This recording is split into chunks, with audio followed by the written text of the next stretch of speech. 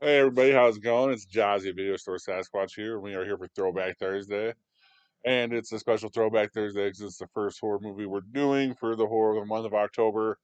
Started with one of my favorites. It's Dr. Giggles, directed by Manny Koto. It's higher kill count for one of these slash movies, 14 or 15, very fast pace. I mean, you get pretty much start to finish as it's like kill after kill after kill. It's a good slasher from 1992. It actually kind of follows around the themes of the 90s and stuff like that with a lot of the horror movies that they had, especially slashers and stuff like that. It's kind of like a who's done it mystery, or they got to kind of figure it out, or mystery of the week, kind of like Scooby-Doo hype deals with teenagers and stuff like this. Um, it's going to be,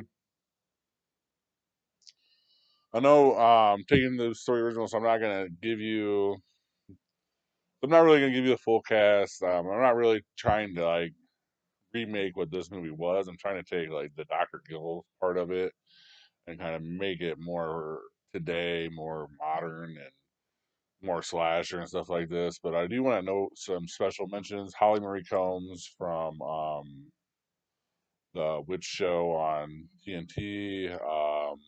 Glenn Quinn from Roseanne. He's Mark. He has passed since now. So is I believe Larry Drake. If I looked it up, it played Dr. Giggles. He's a kind of famous actor. And then a kind of funny one, or kind of one that you'll kind of recognize right away from the '90s is Dougie Doug. He was like a teenager, so it's probably one of his first movies. So those are kind of the mentions here. So this is how we're gonna do the new one. We open with Dr. Giggles and the patient in the mental asylum, just like he was. He uses knowledge of the medicine to escape. We maybe see like a little like kill fest, but we're gonna use the Wes Craven method of kind of having a bigger actress or an actress that we expect to kind of make it to the end here. And then we're gonna have her die right away. And she's gonna be like a nurse, and she's gonna be how he gets out. And maybe he takes her all the way back to the house, like where they had and stuff like this. He like because we're gonna use this house as kind of like they did, but not really. There's gonna be murders in it, but we're also gonna have a practice that he's gonna be in because we're gonna have a time jump. But this is kind of where everything will set place. So maybe the first time we even see the nosy neighbor, kind of this. So we kind of use like a Drew Barrymore or a bigger actress in the horror field, like who I have. Like she might not be like the most popular, but like there might be actually more popular actresses in the movie than her. But if you watch horror movies, you kind of have an expectation of her to make it. So that's kind of what we're doing there. Then we're gonna jump to maybe 5 years later after we get that kill in. Like I said, we're at the office. And this is where we're going to meet the actual heroine, the actual protagonist, the final girl. And she'll be taking a normal part. We'll make sure to have the date at some point in the first part of the movie, so we know that this date, like October 15th, is the day that he broke out. And then when we open it with here, we'll know that it's October 14th, and it's been 5 years later.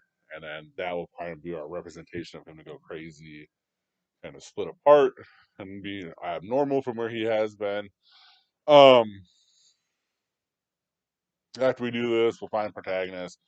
We're gonna give her make her a college girl. We're not gonna make her a high school girl. Um, I kind of like to age up there a little bit. Plus, like with her having like some more issues here, like health issues, kind of makes sense. College, maybe like I don't know. So we'll find a way to do it.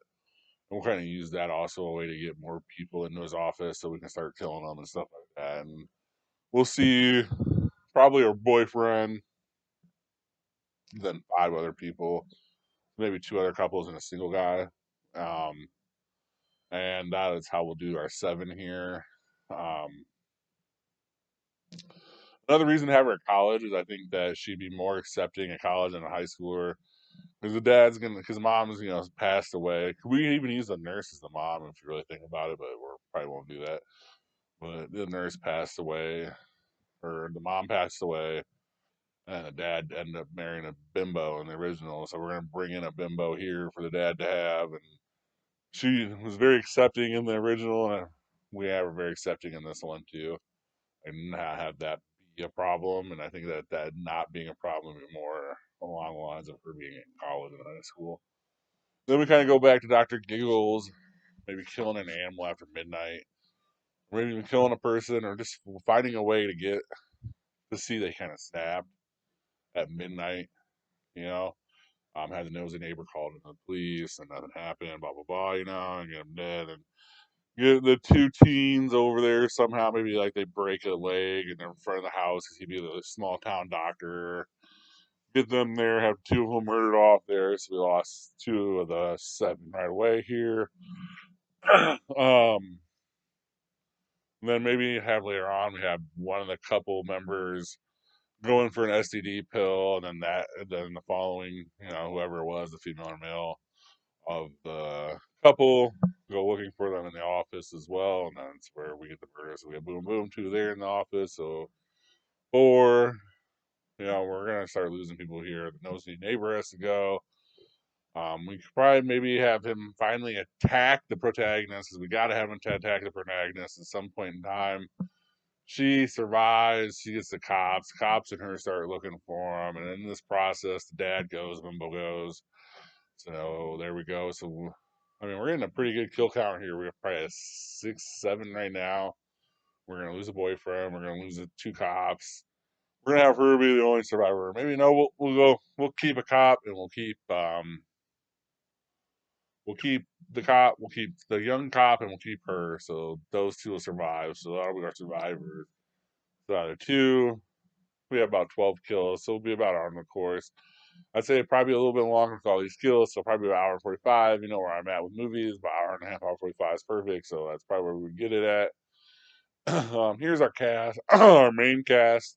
We're not going to grow and cast the six rando people. We're not going to cast a boyfriend. We'll kind of figure that out as it goes. But this will be like who we'd want to play here. Oliver Platt will be our Dr. Giggles, and he's a great actor. But have a unique laugh to it. To be diabolical.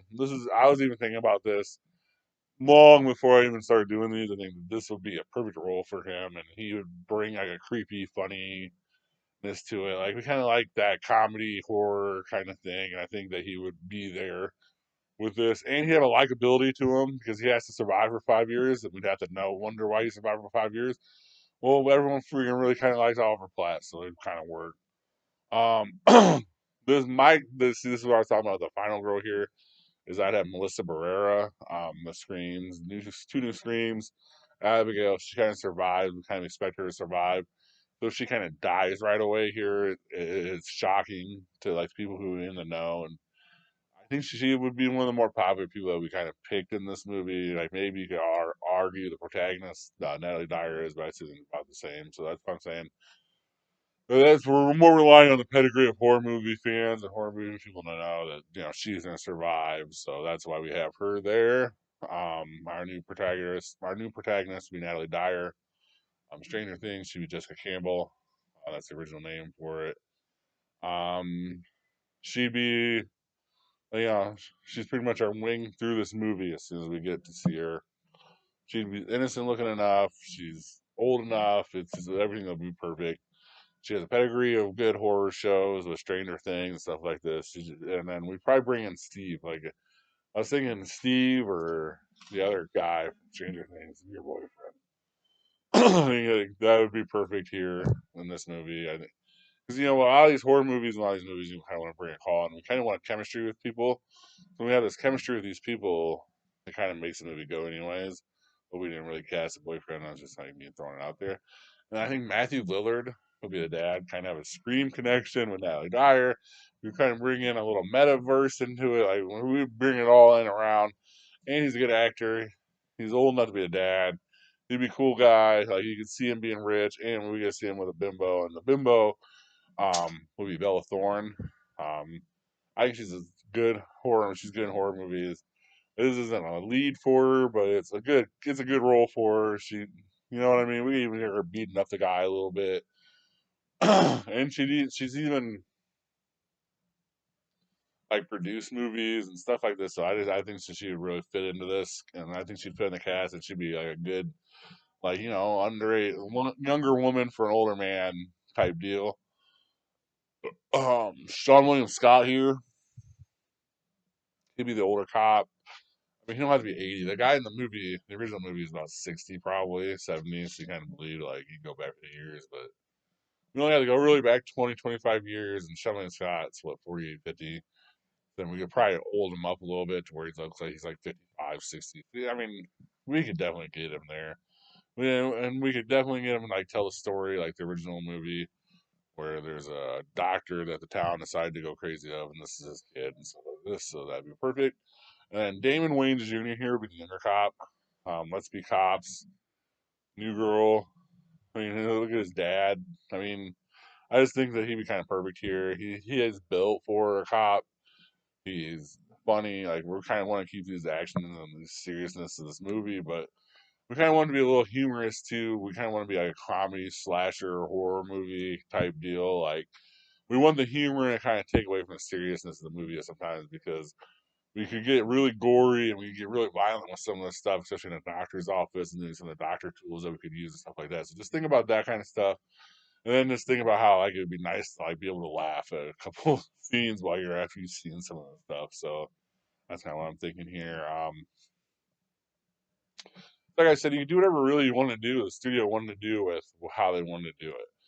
So the next seven characters, or the random people that are going to die, and this is seven people, a boyfriend, all this, the studio can decide. Hey, these are our upcoming guys. Put them here. We'll get them into the thing, and that's just how it's going to work. Please let me know what you think in the comments. Please like and subscribe, guys, and have a good rest of your day. And thank you very much for watching. Thank you for watching. Please like and subscribe. Comment your top movie picks for Throwback Thursday in the comments section. And see you next time in the cave.